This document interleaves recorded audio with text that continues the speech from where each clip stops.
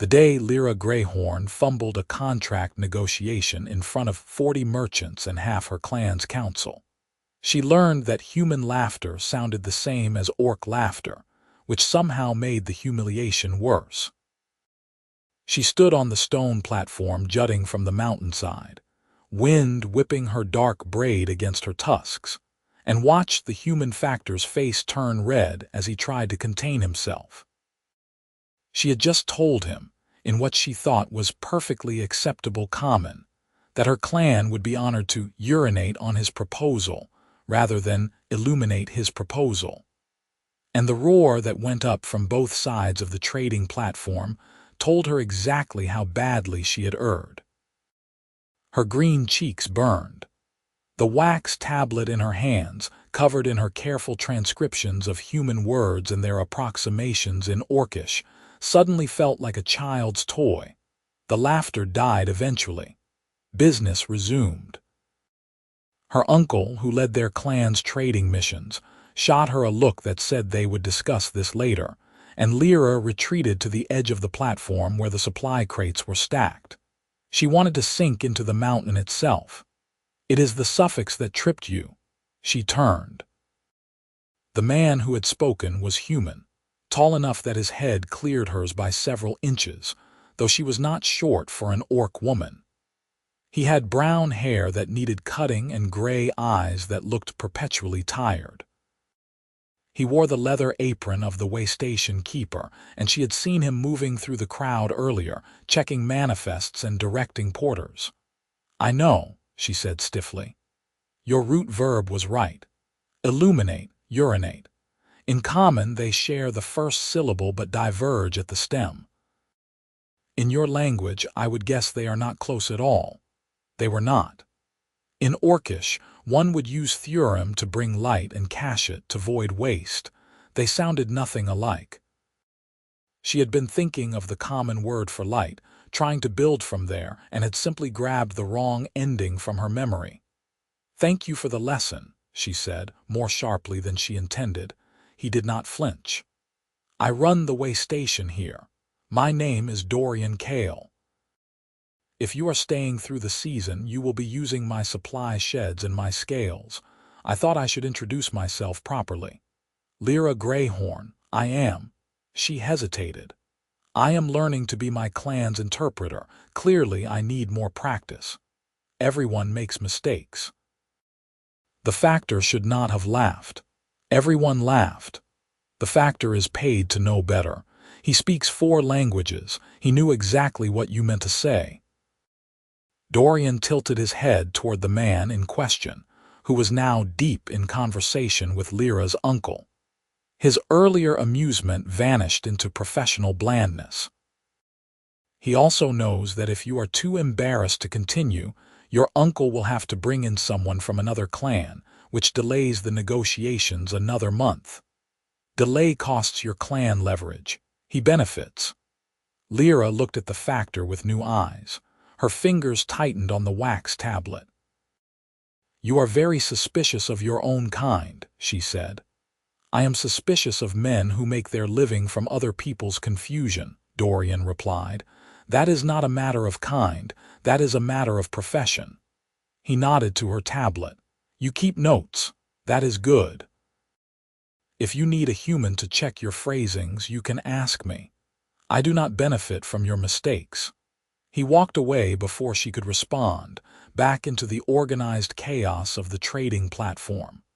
Lira watched him go, then looked down at her tablet.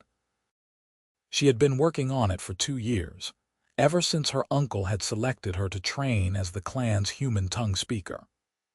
Orcish was her heart language, fluid and precise, built for a people who valued clarity and direct speech.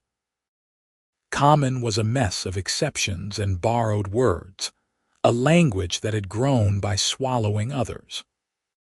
But it was the language of trade, the language of the South, and if her clan wanted to hold their position on the high pass and collect the tolls that kept them fed through the winter, someone had to master it. She had thought she was doing well. Today had proven otherwise. The negotiations continued for 3 more days. Lira kept silent, listening as her uncle and the other senior clan members worked through the details with the lowland merchants. They were renewing the compact that allowed trade caravans to use the pass, the one that her ancestors had struck with the human kingdoms a century ago. Every 5 years, the terms were renegotiated. Tariff rates, safety guarantees, maintenance obligations, the division of tolls when multiple clans claimed overlapping territory. It was dense, technical work, and it required someone who could move fluidly between orcish legal concepts and common commercial language. That someone was supposed to be Lira. But after the urination incident, as she had begun thinking of it, her uncle kept her to the side, letting her watch but not speak. She watched. And she noticed that the factor, a man named Pelson, often translated phrases for her uncle in ways that seemed to shift the meaning.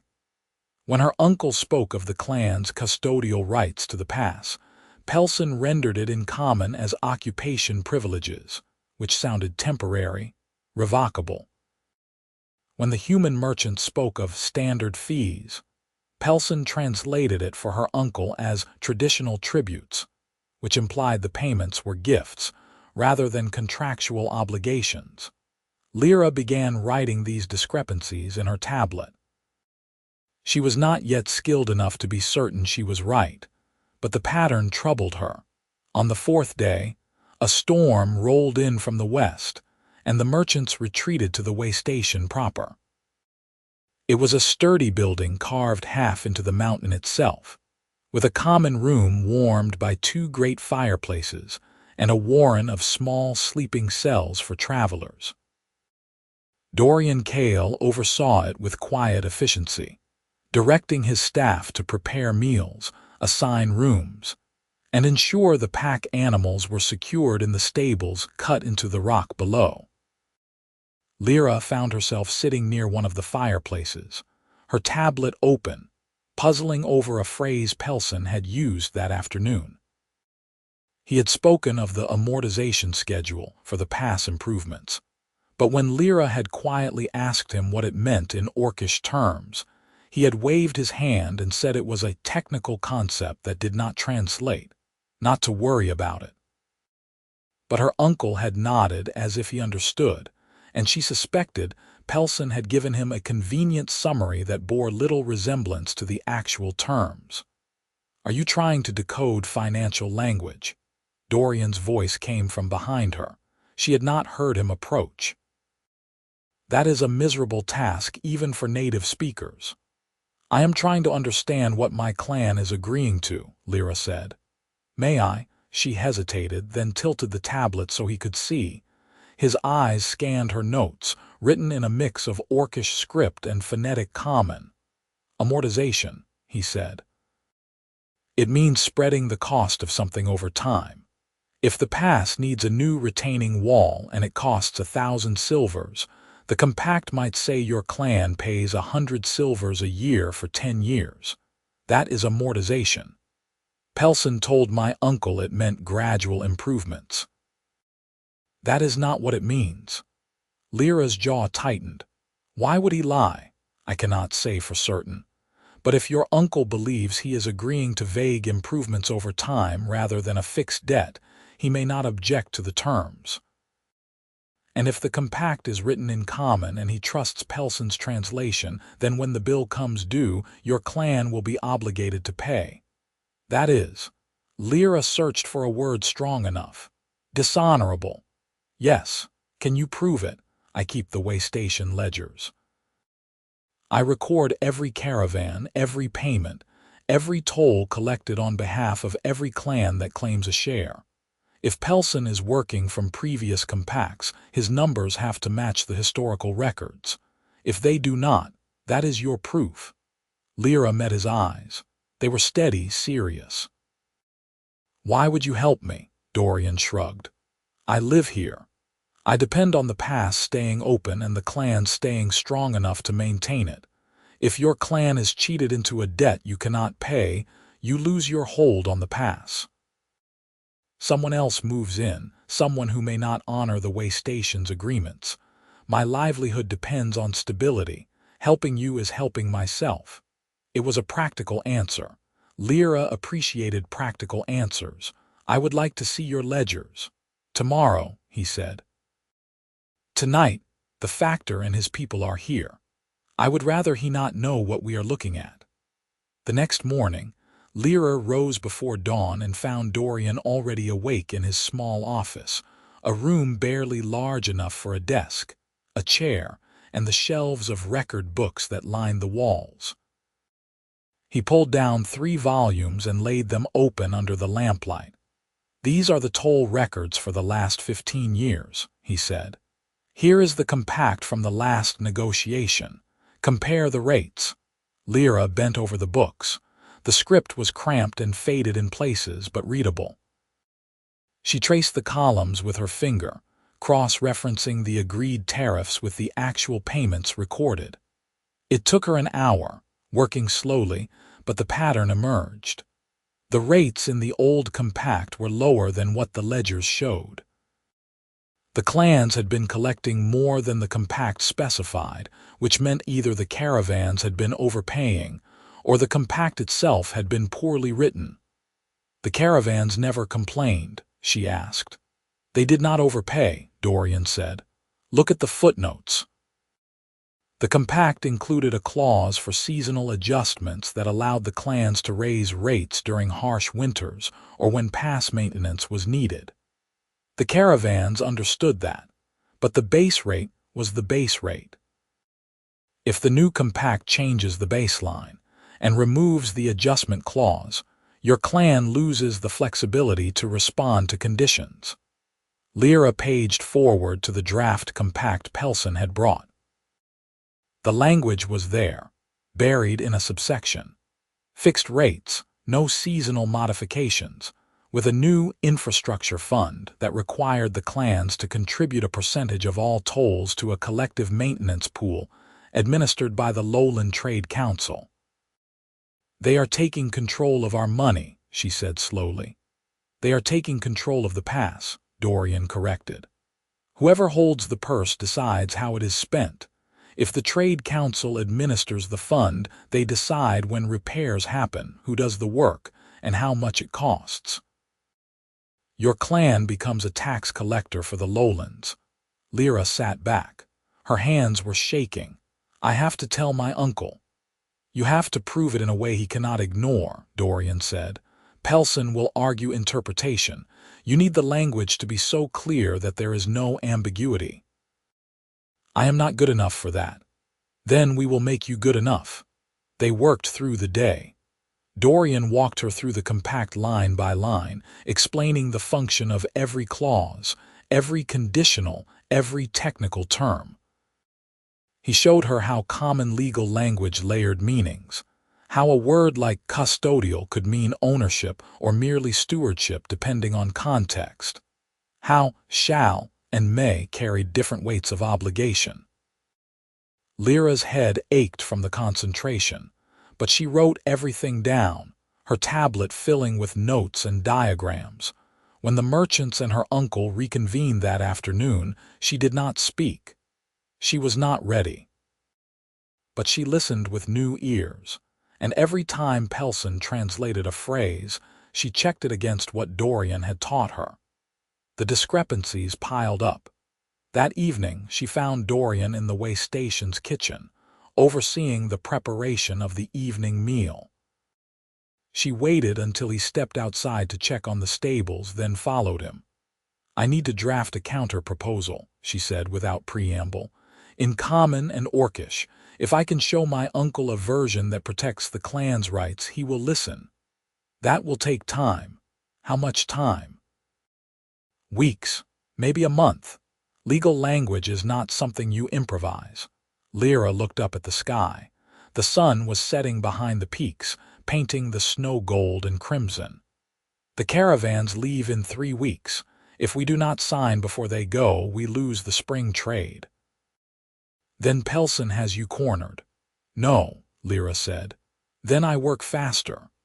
Dorian studied her for a long moment, then nodded. I will help. But you need to understand, if you challenge Pelson directly, he will not be kind about it. He has a reputation to protect. My clan's survival is more important than his reputation. Agreed. They fell into a routine. Mornings, Lira attended the negotiations, saying nothing but recording everything. Afternoons, she and Dorian worked in his office, drafting and redrafting the counter-proposal. Evenings, she practiced her pronunciation, reading the clauses aloud until the words felt natural in her mouth. Dorian corrected her patiently, never mocking, never impatient. When she stumbled over a phrase, he would break it into smaller pieces, have her repeat it, then build it back up. "Why are you doing this?" she asked one night after a particularly grueling session. Her throat was raw from talking. "I told you. I need the past to stay stable. You could stay neutral. Let the clans and the merchants sort it out." Dorian set down the quill he had been using to annotate her draft. "I could, but neutrality in the face of dishonesty is just cowardice with better manners." Lira blinked. "That is a very orc way of thinking. Perhaps I have been living on this mountain too long." She smiled despite herself. It was the first time she had smiled since the urination incident. As the days passed, Lira began to notice other things. Small things. Her boots, which she left outside her sleeping cell each night, were always dry by morning, even when the mountain fog rolled in. Someone was bringing them inside. The chair in Dorian's office, which had been too tall for her at first, now had a cushion that brought her to the right height. The meals served in the common room began to include dishes she recognized from orc cuisine, things Dorian must have asked his cook to prepare. She did not mention these things. She was not sure what they meant or if they meant anything at all. But she noticed. One afternoon, as she was poring over a section of the compact dealing with liability for accidents on the pass, Dorian asked her a question. "What does your language use for love?" She looked up, startled. "Why do you ask? I am curious. Common has one word. I imagine Orcish is more specific." Lira set down her stylus. "We have Kithrin, which is duty love, the love of a warrior for their clan or a parent for a child. It is love that is owed. We have Shiola, which is kin love, the love between siblings or cousins. It is love that is shared blood. And we have Vrakish, which is hunger, physical desire. Those are the three. And if someone wanted to describe what humans mean by love, the thing that is not duty, not kinship, not just desire, we do not have a word for that," Lira admitted. "I have been trying to find one. It is in my tablet on the list of words I cannot translate." "Why do you think that is? Because it does not exist for us, or because we do not need it?" "I am not sure which." Dorian leaned back in his chair. "Do you want to understand it?"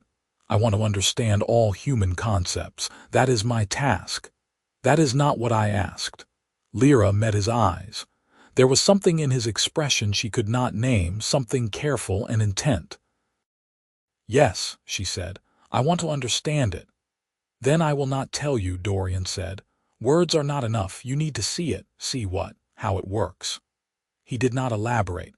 Lira waited, but when he said nothing more, she returned to the compact. But the question lingered in her mind. Over the following weeks, she began to see what he meant, though she did not realize it at first. It was in the way he pronounced her name. Not Lira, the way most humans said it, flattening the vowels, but Lira, with the slight guttural stop in the middle that Orcish required. He must have asked someone how to say it properly. He used it in front of the merchants, in front of Pelson, never allowing them to mangle it in his presence. When they did, he corrected them mildly but firmly, the way he might correct a mistaken invoice. It was in the way he asked her opinion. Not as a courtesy, but as if he genuinely wanted to know what she thought. When a caravan master complained about the quality of the feed for the animals, Dorian found Lira and asked her whether her clan could supply better grain, and if so, at what price. When a dispute arose over the order of precedence for loading the pack mules, he asked Lira how her people would handle it. He treated her expertise as valuable, even when she was not certain she had any expertise to offer. It was in the way he made space for her. The waystation was his domain, and he could have filled every moment of her day with tasks if he wanted to assert his authority. Instead, he gave her the quietest sleeping cell, the one farthest from the common room, so she could rest without the noise of the merchants drinking and arguing into the night. He arranged his schedule so that the office was free when she needed it, even if it meant he worked earlier or later to compensate. None of these things were dramatic. None of them were grand gestures. But Lira noticed each one, and she wrote them in her tablet, next to the word love, as if she were documenting a scientific experiment. She realized she was falling for him on a cold morning 3 weeks into her stay, when she woke to find the first snow of the season dusting the ground. She had been dreaming in Orcish, as she always did, but when she woke, the first thought in her mind was in common: I want to stay. Not for the negotiations, not for the compact.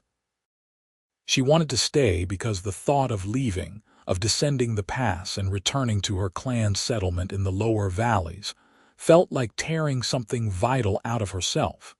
She sat on the edge of her cot, her breath misting in the cold air, and tried to make sense of it. She had known Dorian for less than a month. They had spent most of that time working, not talking about anything personal.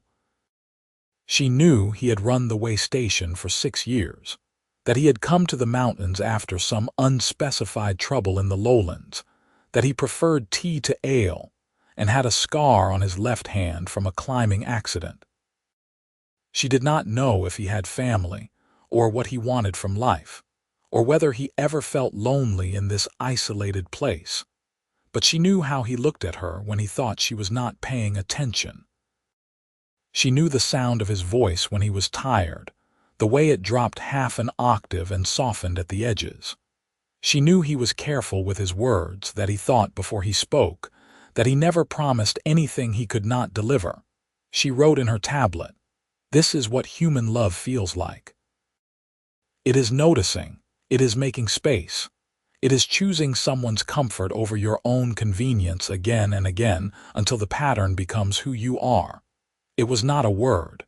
It was a verb, a continuous action. She closed the tablet and went to find him. He was in the stables, checking on a horse that had gone lame the previous day. The animal was a merchant's mount, expensive and high-strung, and Dorian was crouched beside it, running his hands over its foreleg with the careful focus of someone who knew what he was doing. "Is it healing?" Lira asked. He glanced up. "Slowly. He will be able to travel in another few days, but not carrying a rider. The merchant is not happy about it. Can I ask you something, of course?" "Do you?" She hesitated. The question felt too large, too unwieldy. "Do you think about the future? About what happens after this season, after the caravans leave?" Dorian straightened, brushing straw from his trousers. "I think about it." "Why?" "I have been thinking about it too." He waited, his expression patient. "I do not want to leave," Lira said. The words came out in a rush. "I thought I did. I thought I wanted to finish this task, return to my clan, prove I could do the work, but I do not want to go." "What do you want?" "I want to stay here. I want to keep learning. I want—" She swallowed. "I want to be near you." The silence that followed was not uncomfortable, but it was weighty. Dorian's face did not change, but something shifted in his eyes, a softness that had not been there before.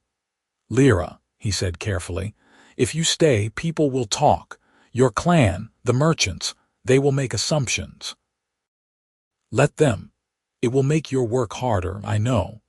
And I cannot offer you much. I have the waystation and my work and very little else." "I am not asking for much," Lira said. "I am asking to stay. Everything else we can determine as we go." Dorian crossed the distance between them in 3 strides. He did not touch her, not yet, but he stood close enough that she could feel the warmth of him in the cold, stable air. "I have been trying not to hope for this," he said quietly. "I did not think it was fair to you." "Why?" "Because you are young and brilliant, and you have a future that does not need to include a waystation keeper on a lonely mountain. I did not want to be the reason you made yourself smaller." Lira reached out and took his hand. His fingers were rough, scarred from years of labor, and they closed around hers with a gentleness that made her chest ache. "You are not making me smaller," she said. "You are teaching me to be precise." He smiled then, a real smile, and it transformed his face. "I think I fell for you the day you told off that caravan master for calling your clan barbarians. I do not remember that. You were very polite about it. You told him that barbarians were people without culture, and your people had been writing star charts when his ancestors were still figuring out fire." He shut up immediately. Lira laughed, surprised. "You remember that?" "I remember everything about you." It was not a kiss that answered her question. It was this: standing in a cold stable, holding hands and realizing that love was the sum of all the small moments that had brought them here. It was the choice to stay, the choice to notice, the choice to build something together out of patience and respect and the slow accumulation of trust. But there was still the compact to finish. Lira returned to the work with renewed focus. She and Dorian completed the counter-proposal, a document that preserved her clan's custodial rights, maintained the seasonal adjustment clause, and restructured the infrastructure fund so that it was administered jointly by the clans and the Trade Council, with transparent accounting and equal representation. It was not perfect, but it was fair, and it was airtight. Pelson would have no room to slip in misleading translations. The hard part was presenting it. Lira waited until the final negotiation session, when her uncle and the senior merchants were gathered in the waystation's common room to review the terms one last time before signing. Pelson stood at the head of the table, the draft compact spread out before him, his voice smooth and confident as he walked through the clauses. Lira stood. Every head turned toward her. "I have concerns about this compact," she said in common, her voice steady. "I believe there are discrepancies between the Orcish interpretation and the common text." Her uncle frowned. "Lira, this is not the time." "It is exactly the time," she said. "If we sign this document as written, we will be agreeing to terms that are not in our clan's interest." Pelson's expression hardened. "With respect, your skills in common are still developing. Perhaps you have misunderstood." "I have not misunderstood." Lira picked up the counter-proposal she had prepared and laid it on the table. "I have drafted an alternative compact. It is written in both common and Orcish, with precise translations that leave no room for ambiguity. I ask that you review it before we proceed." The room erupted. The merchants objected loudly, claiming she was overstepping her authority. Her uncle looked torn between anger and confusion. Pelson's face went red. Dorian stepped forward. "If I may," he said, his voice cutting through the noise. "The Lady Grayhorn has spent the last month working with the Waystation's records. She has access to the historical compacts and the toll ledgers. If she believes there is a problem, it is worth hearing her out." "This is none of your concern, Kale," Pelson snapped. "It is absolutely my concern. I enforce the terms of the compact on this platform. If the document is unclear, I am the one who will have to arbitrate disputes. I would prefer a clear document to begin with." The merchants grumbled, but they subsided. Lira's uncle gestured for her to continue. She walked them through it. Every clause, every discrepancy, every place where Pelson's translations had shifted the meaning in favor of the Trade Council. She used Dorian's ledgers to show the historical rates, the seasonal adjustments, the pattern of payments that the new compact would disrupt. She spoke in common, clearly and precisely, and when her uncle asked a question in Orcish, she answered in both languages so everyone could hear. It took 2 hours. By the end, Pelson was silent, his face a mask of forced neutrality. The merchants were whispering among themselves. Her uncle was staring at the counter-proposal as if he had never seen her before. "This is acceptable," her uncle said finally in Orcish.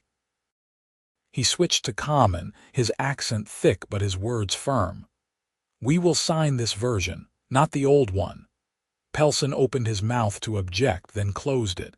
He had no ground to stand on. The discrepancies were documented, the alternative was fair, and if he pushed back now, he would only confirm that he had been acting in bad faith all along. "Very well," he said tightly. "I will need to consult with my principals." "You do that," Lira's uncle said. "We will wait." It took another week for the Trade Council to send their approval. Lira suspected they had no choice. If word got out that they had tried to cheat the Pass clans, other clans would refuse to negotiate and the whole trade network would collapse. Better to accept a fair compact than to poison the relationship entirely. The signing ceremony was formal and brief. Lira's uncle signed first, pressing his clan's seal into the wax. The lead merchant signed next. Pelson signed last, his hand tight on the quill. When it was done, he left immediately, taking his retinue with him. Lira did not watch him go. Her uncle found her afterward as she was packing her things in her sleeping cell. "You saved us," he said in Orcish. "I did not see what he was doing. I trusted him." "Trust is not weakness," Lira said. "But it should be given carefully. You will stay here." It was not quite a question. For now, there is more to learn and someone needs to monitor the compact's implementation. I can do that from the waystation. Her uncle nodded slowly. "And the human, Kale, what about him?" "You care for him." Lira met her uncle's eyes. "I do. He is not one of us." "No, but he is honorable and he is kind and he has taught me more in a month than I learned in 2 years on my own. If you are asking whether I intend to build a life with him, the answer is yes. If you are asking whether I will abandon the clan, the answer is no. I can do both." Her uncle was quiet for a long moment. Then he smiled just a little. "Your mother would be proud of you. She always said you had the gift of languages. I think she would also say you have the gift of seeing clearly." He left her alone after that. Lira finished packing, then carried her things to Dorian's office. He was there, working on the next season's supply orders, and he looked up when she entered. "How did it go with your uncle?" he asked. "Well enough. He knows I am staying." And he did not object. Dorian set down his quill. "What about you? Any regrets?" Lira smiled. She had been waiting for that question, had written a response for it in her tablet weeks ago. But now, standing here, she realized she did not need the prepared words. "No regrets," she said. "Only plans." "What kind of plans?" "I need to set up a workspace. If I am going to monitor the compact and continue training as an interpreter, I need a proper desk and better light and access to your ledgers whenever I need them. Also, your cook makes terrible orc bread. I am going to teach him the correct way." Dorian laughed. "Anything else?" "Yes. I am going to keep studying common and you are going to help me. And in return, I am going to teach you Orcish, because if we are going to be working together, you should be able to speak my language as well as I speak yours. That seems fair. And one more thing." "What?" Lira reached into her pocket and pulled out her wax tablet. She had written something new on it the night before in her neatest hand. She turned it so he could see. The word love was there, with her original notes beneath it. But below that, in fresh wax, she had written a new definition in Orcish, darash. A word she had invented, built from roots that meant to choose and to tend and to remain. a word that had not existed before because it had not been needed, but it was needed now. "This is what human love feels like," she said. "I finally have a word for it." Dorian reached out and touched the tablet, his finger tracing the letters. "May I learn it?" "I will teach you," Lira said, "but only if you promise to use it correctly." "I promise." They sealed the promise with a kiss. There in the small office with the ledgers piled around them and the mountain wind rattling the shutters. It was not dramatic. It was not the culmination of some grand adventure. It was simply two people choosing each other, deliberately and clearly, and deciding to build something together from that choice. The spring thaw came, and the caravans began to move again. Lira watched them from the platform, the long lines of pack animals and merchants winding down the pass toward the lowlands. She did not go with them. She had work to do here, contracts to monitor, disputes to mediate, a language to refine. And she had Dorian, who stood beside her on the platform, his hand warm in hers, and who understood that love was not a single moment but 1,000 small decisions made over and over again. Her uncle visited twice more that year, bringing news from the clan and checking on the compact's progress. He approved of the work she was doing, and he approved of Dorian, though he never said so directly. Orcs did not give approval lightly, but Lira saw it in the way he consulted her on trade matters, in the way he shook Dorian's hand when he arrived and departed, in the way he stopped asking when she would come home. By the second winter, Lira had become indispensable to the pass's operations. Merchants sought her out to resolve translation disputes. Clans asked her to review contracts before signing, and Dorian relied on her expertise for everything from tariff calculations to diplomatic negotiations. She was no longer just an interpreter. She was a bridge, a living link between two peoples who had spent centuries misunderstanding each other. And in the quiet moments when the waystation was empty and the mountain was silent under its blanket of snow, she and Dorian built their own language, one that needed no translation. It was the language of shared work, of inside jokes, of comfortable silences. It was the language of knowing when he needed tea without asking, of him knowing when she needed to be alone with her thoughts, of both of them knowing that they had found something rare and worth protecting. One evening, as they sat by the fire in the common room, Dorian asked her to marry him. He did it in Orcish, stumbling over the pronunciation but getting the words right. "Darash Ithlin, Ve Catherine, will you tend this bond unto permanence?" Lira laughed and cried at the same time, and said yes in common, in Orcish, and in the wordless language of touching her forehead to his, the way her people sealed oaths. They were married in the spring at the waystation, with her clan and a handful of merchants as witnesses. The ceremony blended human and orc traditions, vows spoken in both languages, rings exchanged alongside the braided cords that orc couples wore. It was not a large celebration, but it was joyful, and it was theirs. Lira's work continued. She expanded her role, training other young orcs in the art of interpretation, writing a guide to common legal language that was copied and distributed among the clans. She became known throughout the region as someone who could be trusted to deal fairly with both sides, and the waystation became a hub not just for trade but for diplomacy. Dorian's work continued too, the steady rhythm of managing the waystation, the endless logistics of keeping the pass open and functional. But now he had help, and he had someone to share the burdens with, and the work felt less like a solitary vigil and more like a partnership. Years passed.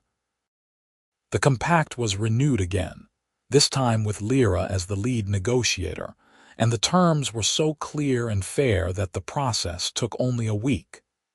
Pelson did not return. He had been quietly reassigned to a different trade route, his reputation damaged beyond repair. New factors came, and Lira dealt with each one calmly and professionally, her skills honed to a fine edge. On a morning in their 5th year together, Lira woke to find Dorian already up, sitting at the desk in their shared quarters, writing something. She watched him for a moment, admiring the concentration on his face, the way the early light caught in his hair. "What are you working on?" she asked. He looked up and smiled. "A letter, to your uncle. I wanted to let him know that the waystation is expanding. We are adding a new wing, with proper meeting rooms for negotiations. I thought the clan might want to send a representative to oversee the construction." "That is thoughtful. I learned from the best." Lira rose and crossed to him, wrapping her arms around his shoulders from behind. "You know what I realized?" "What?" "I never finished my tablet, the list of words I could not translate. There is still one entry I have not resolved." "Which one?" "Home. In Orcish we have Kelesh, which means the place of your clan, the physical location where you were born.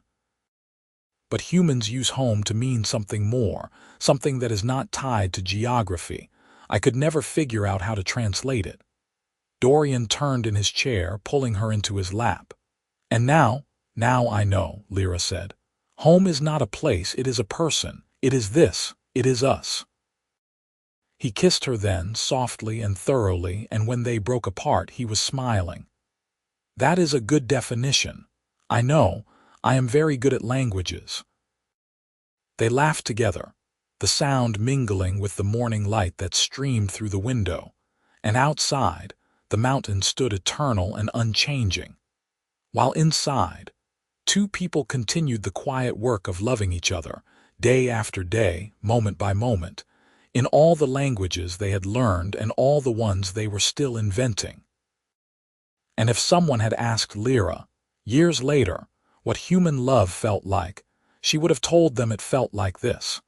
Like being seen, like being chosen, like finding someone who made space for you in their life and their heart, and who stayed, even when it would have been easier to leave. It felt like boots dried by the fire, like a name pronounced correctly, like a hand reaching out in the dark. It felt like 1,000 small kindnesses that added up to a life. It felt like home.